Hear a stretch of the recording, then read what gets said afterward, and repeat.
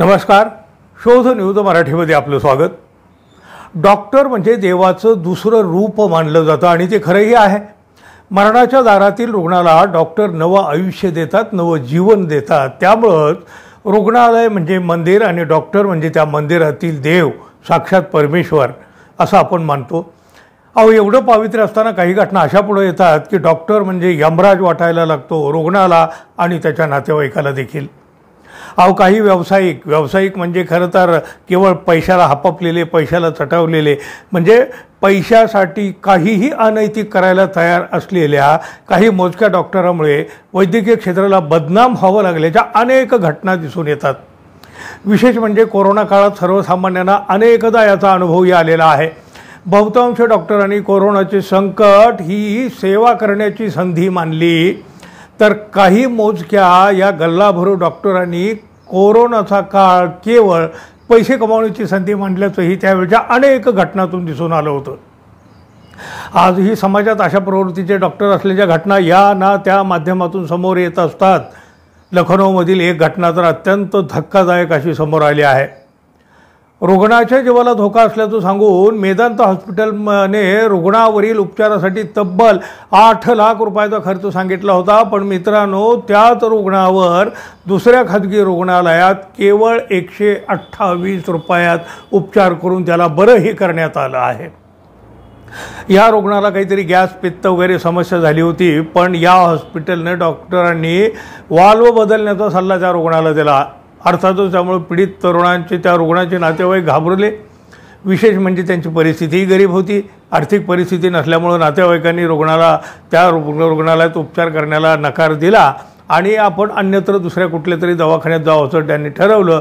पण यावेळी तिथल्या डॉक्टरनं आणि स्टाफनं त्यांच्याशी चुकीचं वर्तन केलं, अपमानजनक वागणूक त्यांना दिली असा आरोप त्या नातेवाईकांनी केला.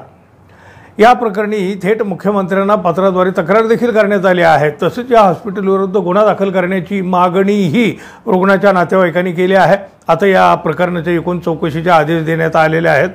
आता चौकशी आणि आदेश जे काय व्हायचं ते पुढे निष्पन्न होईल. काय झालं होतं पहा.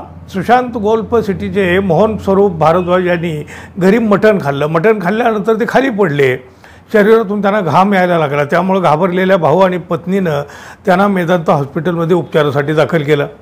यावेळी इथल्या डॉक्टरांनी एन्जिओग्राफीसह इतर तपासण्या करण्याचा सल्ला दिला.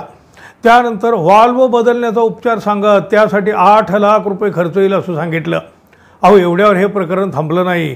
लवकरात लवकर पैशाची सोय करा, नाहीतर वेळीच उपचार नाही झाला तर रुग्ण दगावण्याची शक्यता आहे अशी भीती दाखवण्यात आली. किती भीती दाखवली गेली तरी गरीब रुग्ण करणार काय. 8 लाख रुपये त्याच्यासाठी फार मोठी कठीण गोष्ट होती. त्याच्याकडे तर केवळ 1-2 लाख रुपयाची व्यवस्था होत होती. शेवटी त्यांनी त्या रुग्णालयात उपचार नकार दिला आणि दुसरीकडे आपण जायचं त्यांनी निर्णय घेतला. पण यामुळं संतापलेल्या तिथल्या स्टाफने त्यांच्यासोबत त्यांना अपमानास्पद वागणूक दिली. दरम्यान त्यांच्या भावाने त्यांना दुसऱ्या खाजगी रुग्णालयात दाखल केलं. खिशाला परवडणारा डॉक्टर त्यांनी शोधला. त्या डॉक्टरांनी पित्तावरील 2 इंजेक्शनं दिली मित्रांनो, आणि काही औषधं दिली. या सगळ्याच्या उपचाराचा खर्च होता फक्त आणि फक्त 128 रुपये.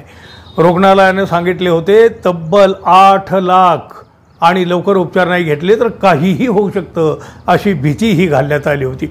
आता काय म्हणावं याला, दवाखाना की कत्तलखाना. या सगळ्या प्रकारावर गदारोळ झाल्यानंतर हॉस्पिटलनं हात वर केले. संबंधित रुग्ण ओपीडीमध्ये छातीतील दुखणं घेऊन आले होते. त्यावेळी तपासणीत त्यांच्या रक्तात ट्रोपोनिनचे प्रमाण कमी झाल्याचं दिसून आलं. तसंच त्यांना हृदयाची समस्या असल्याचंही लक्षात आलं. ECGमध्ये हृदयासंबंधित ब्लॉकेजचे संकेत मिळाले, तर एन्जिओग्राफीमध्ये समजलं एका नाडीत 100% आणि दुसऱ्या नाडीत 80% ब्लॉकेज आहेत. मात्र नातेवाईकांनी उपचारास नकार दिला. आम्ही हे सर्व रिपोर्ट त्यांना दिलेले आहेत आणि स्टाफकडून कुठलाही गैरप्रकार, अपमानास्पद वागणूक वगैरे देण्यात आलेली नाही असा खुलासा हॉस्पिटलच्या प्रशासनानं केला. अर्थात असं सगळं प्रकरण वाढल्यानंतर हॉस्पिटलमधून असे अनुभव आपल्याला येत असतात.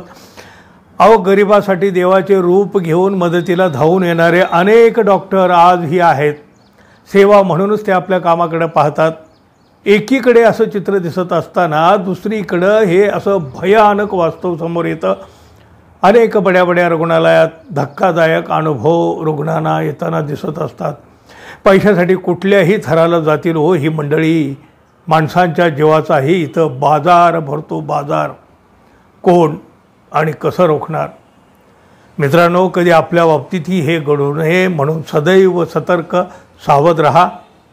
आपण अजून आपल्या चॅनलला सबस्क्राईब केले नसेल तर कृपया सबस्क्राईब करा, बेल आयकॉन क्लिक करा, जाता जाता एक लाईक देखील अवश्य करा. धन्यवाद. पुन्हा भेटू. तोपर्यंत नमस्कार.